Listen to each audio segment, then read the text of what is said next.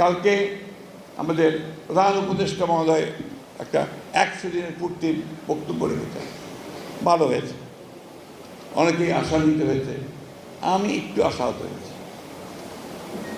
আমি আশা করেছিলাম যে প্রধান উপদেষ্টা মহোদয় তার সমস্ত প্রজ্ঞা দিয়ে সমস্যাটা চিহ্নিত করে তিনি নির্বাচনের একটা রূপরেখা দেবেন। আমি কেন বারবার নির্বাচনের কথা বলছি? কারণ নির্বাচন দিলে আমার অর্ধেক সমস্যার সমাধান হয়ে যায়। বিএনপি ক্ষমতায় যাক না যাক, দ্যাট ইজ ইম্যাটেরিয়াল।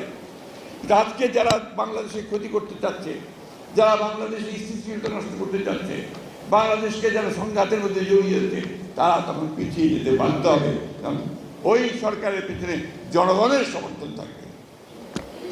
এই বিষয়টা অবশ্যই চিন্তা করতে হবে। সংস্কার আমরা চাই না, শুধু আমরা শুরু করেছি, আমরাই